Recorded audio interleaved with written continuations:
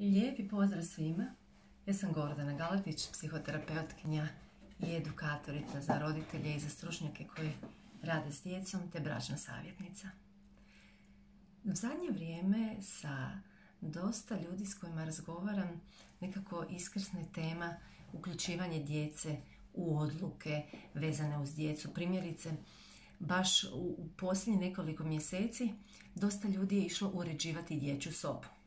I zato ću vam danas pričati o tome da li i ako da, na koji način uključiti djecu u odluke koje se tiču djece, u sam proces odlučivanja.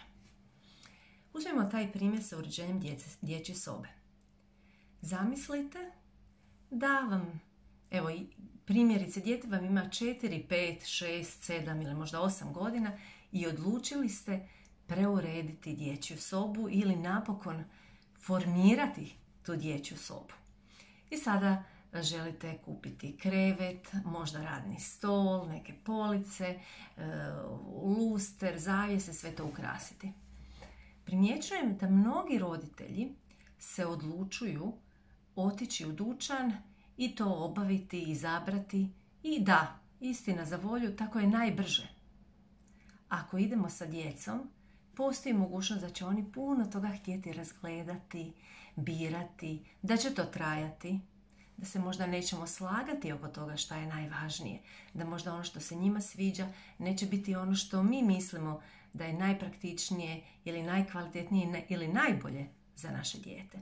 I tu se može puno toga dogoditi, puno toga zakomplicirati, taj proces može postati umjesto gušta i izazovan. Tako da mogu razumjeti da mnogi roditelji odluče otići sami, djeca završe kod djeda i bake ili nekog drugog na čuvanju, roditelji lijepo na brzinu obave kupovinu. Pa dovoljno je već izazova što se mama i tata nekada ne mogu dogovoriti koji će stol ili stolicu izabrati. Čemu još voditi dijete, jel tako?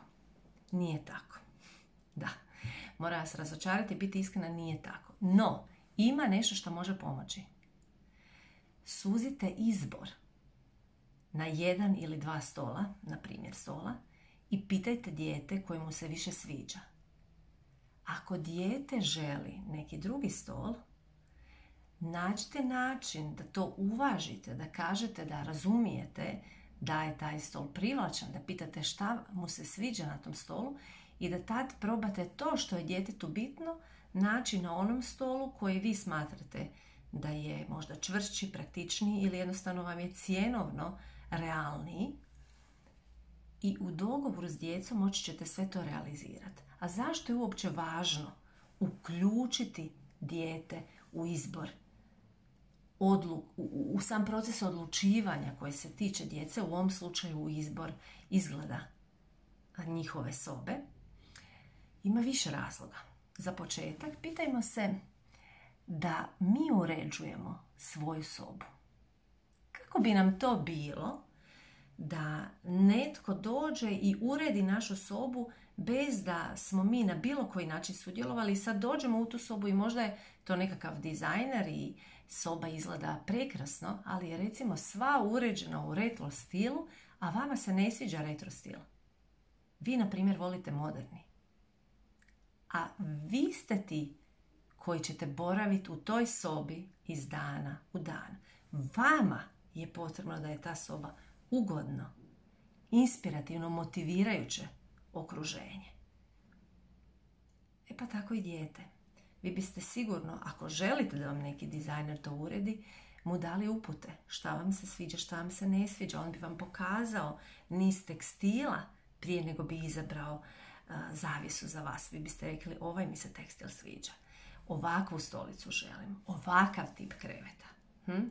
Tako i dijete. Ako želite da se u toj sobi osjeća ugodno, da za tim radnim stolom i sa tom radnom stolicom uči i ima volje i bude motivirano, važno je onda uključiti djecu u odlučivanje. U ovom slučaju u izbor tog radnog prostora, jer kad su djeca sudjelovala u nekoj odluci, rađe će ju isprovoditi u djelo. Rađe će koristiti ovu sobu.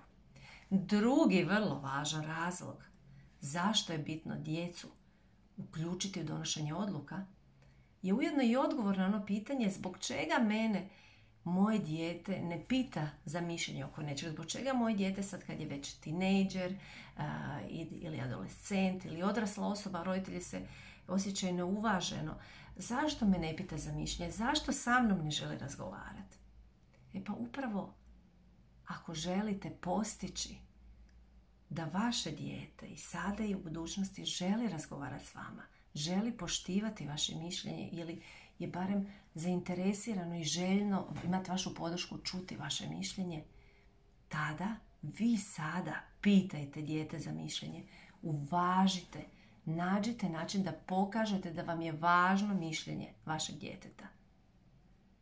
Dakle, uključite dijete u odlučivanje oko stvari koje su važne za djecu, koje se tiču njih. To ne znači da ćete se vi složiti sa svime. Ne. Ja se nekad neću složiti.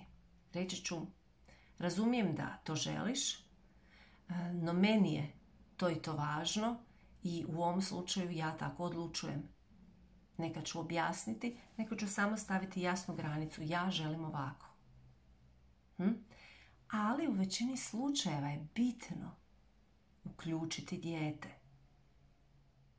I kada mi pokažemo djetetu da je ono važno, time što smo ga uključili u donošenje odluka koje se tiču njega, tada će dijete se i osjećati važno i tada će biti bolje sa sobom, imat će jače samopoštovanje. A isto tako ćete postići da ono više vas uvažava. Vi poštujete dijete, ono povratno poštuje vas.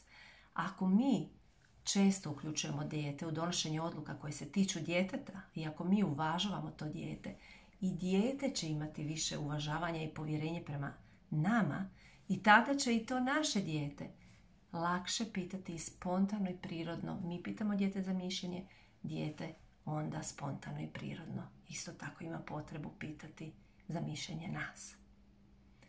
Evo, to su neki od razloga zbog čega vas pozivam da uključite svoje dijete u uređenje djetetove sobe. A isto tako i u druge odluke koje se tiču života djeteta, a da vi smatrate da je dijete dobno u skladu s tim da može sudjelovati na neki od načina u donošenju ili predlaganju tih elemenata i odluka. Svako dobro, uživajte u svakom trenutku i budite sretni. Ja sam Gordana Galetić, a više videa možete vidjeti na mom YouTube kanalu Gordana Galetić i niz zanimljivih informacija potražiti na našem Facebooku Centar Sreća, Facebooku Bračno savjetovanje ili web stranici www.centarsreca.hr. Ugodan dan vam želim.